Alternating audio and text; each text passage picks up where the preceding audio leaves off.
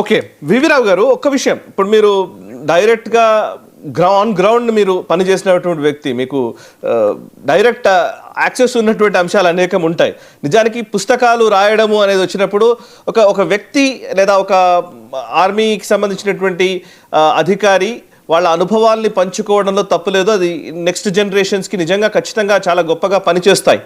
But దాంట్లో ఉండే విషయాల్ని ఎలా చూడాలి, ఎలా తీసుకోవాలి సమాజం అనేది కూడా చాలా కీలకం కదా. ఇప్పుడు ఫస్ట్ నర్వానే గారు, ఇందాక నేను ఒక చిన్న ఎగ్జాంపుల్ యాంకర్ గారితో చెప్తూ ఉన్నాను. నేను ఏమంటే న్యాచురల్గానే ఇంటర్నల్గా ఒక మీటింగ్ పెట్టుకున్నప్పుడు ఒక మీటింగ్లో ఒకరిద్దరి మధ్య అభిప్రాయ భేదాలు ఉండవచ్చు. కానీ ఒక నిర్ణయం తీసుకున్న తర్వాత ఆ నిర్ణయాన్ని అమలుపరచడంలోకే వెళ్ళిపోతాం as a team, right? So కానీ నిర్ణయాల మధ్య అభిప్రాయ భేదాలు వచ్చాయి అన్న విషయాన్ని ఒక పుస్తకంలోనో ఒక ఆర్టికల్లోనో కోట్ చేసినంత మాత్రాన ఆ నిర్ణయాన్ని పూర్తిగా వ్యతిరేకించాలి అనే భావనలోకి వెళ్ళడం కరెక్ట్ అవుతుందా?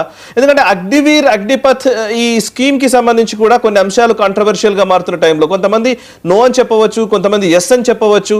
But policy is policy, right? ఆర్మీలో ఉండే ముఖ్యమైన రూల్ ఏంటి అని అంటే ఒక పాలసీ తీసుకున్నామనంటే ఆ పాలసీని అమలు పరచడమే కదా బేసికల్లీ మన త్రివిధ దళాలకు ఉన్నటువంటి డిసిప్లిన్.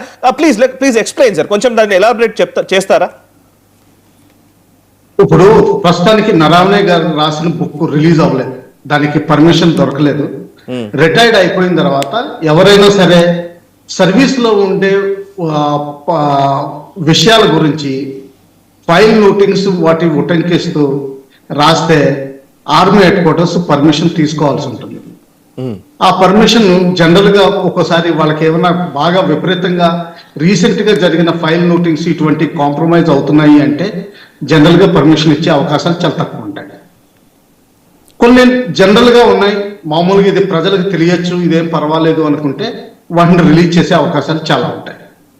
సో కొన్ని చాలా బుక్స్ మార్కెట్లోకి వస్తాయి. ప్రస్తుతం ఈయన చూపిస్తున్న బుక్ అసలు పర్మిషన్ రాలేదు. మరి ఆ కాపీ ఈయన దగ్గరికి ఎలా వచ్చింది అన్నది ఒక సందేహం. అందులో ఏమి రాశారన్నది కూడా ఎవరు మట్టుకుని వాళ్ళు ఊహించుకోవచ్చు. అది ఊహించిన పేజెస్ కూడా కావచ్చు, డ్రాఫ్ట్ పేజెస్ అవ్వచ్చు. ప్రింటింగ్ కాకముందు, ఈ ప్రింటింగ్ కాలేదు కాబట్టి డ్రాఫ్ట్ పేజెస్, ఎన్నో డ్రాఫ్ట్ పేజెస్ ఉంటాయి. ఆ డ్రాఫ్ట్ పేజెస్ లో పట్టుకుని అది ఉటంకిస్తాం మంచిది కాదు. ఇది ప్రజా శ్రేయస్సుకి కానీ గవర్నమెంట్ శ్రేయస్సుకి కానీ మంచిది కాదు. ఇంకా